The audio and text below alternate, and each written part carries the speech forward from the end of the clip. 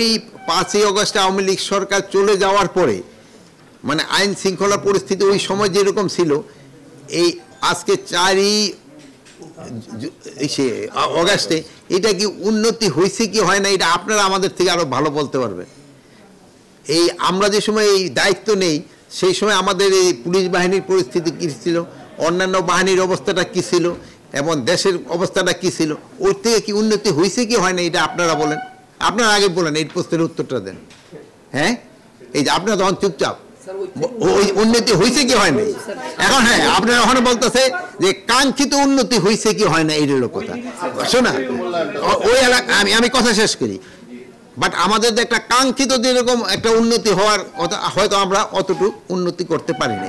আর আমি একটা কথা সবসময় বলি, আমাদের দেশ স্বাধীন হচ্ছে কত বছর? 54 বছর।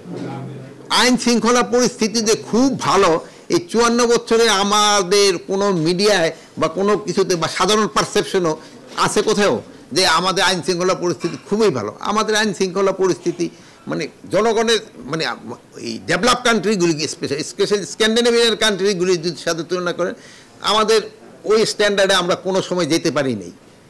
আমরা হয়তো দোয়া করবো আমরা না পারি, হয়তো ভবিষ্যতে যারা আসবে তারা যেন যেতে পারে, আমরা তো ওই স্ট্যান্ডার্ডে যেতে পারিনি। তো আমরা আমাদের লেভেলের থেকে আমরা চেষ্টা করে যাচ্ছি যতটা উন্নতি করা যায়। এই শোনেন, এই 3ই আগস্ট সম্বন্ধে একটা কিন্তু আতঙ্ক ছিল, 5ই আগস্টের সঙ্গে দেখেন তো কোনো ধরনের আতঙ্কের কোনো কারণেই নেই। আল্লাহ দিলে সব কিছু সব প্রোগ্রাম হবে এবং সব ভালোভাবে হয়ে যাবে আল্লাহ দিলে। এটা আপনাদের সাহায্য এবং সহযোগিতা দরকার। আপনারা বিভিন্ন জায়গাও কভার করবেন, আপনারা দেখবেন যে সব কিছু আল্লাহ দিলে ভালোভাবে হয়ে যাবে।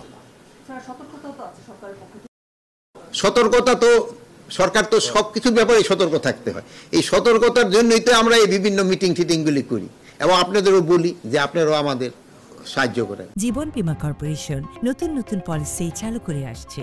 জীবন বীমা কর্পোরেশন বিশেষ অভিযানটা পুরো দেশেই চলতেছে, যেহেতু হয় কি এইটা ইলেকশনের আগ পর্যন্ত চলতে হবে, যেহেতু হয় কি আপনারা তো মানে অস্বীকার করতে উপায় নাই যে আমার পরিমাণ আমরা তো সব উদ্ধার করতে পারি না। এইগুলো উদ্ধার করার জন্য তো আমাদের চেষ্টা সবসময় জারি আছে, চেষ্টা করতে হয়।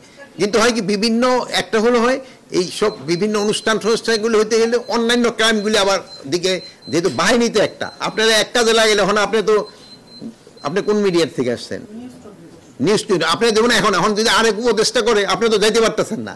তো মানে অন্যান্য এইগুলি যেসব হয় সেসব বাহিনীগুলি একদিকে হয়ে কনসেন্ট্রেট করলে আরেক দিক দিয়ে আবার এটা বেড়ে যায়।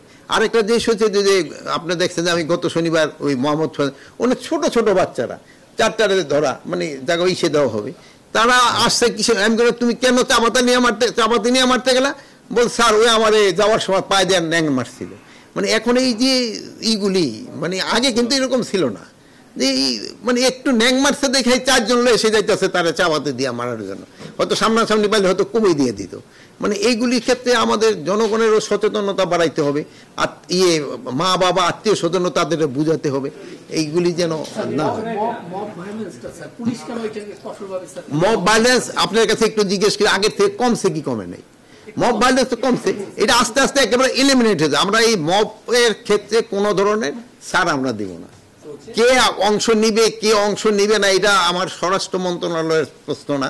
আমার হলো নির্বাচন যেসব হবে, যেসব আইন শৃঙ্খলা পরিস্থিতি যেন ভালো থাকে, এই জন্য আমরা সব ধরনের প্রস্তুতি নিচ্ছি। এর আগে আমরা বলছি যে আমরা কিন্তু ট্রেনিংও করাচ্ছি এবং সরকারের একটাই হলো যে তারাও কিন্তু একটু ফোর্সের সংখ্যা বাড়ানোর জন্য কিন্তু একটা দিয়ে দিচ্ছে, স্যাংশন দিয়ে দিচ্ছে।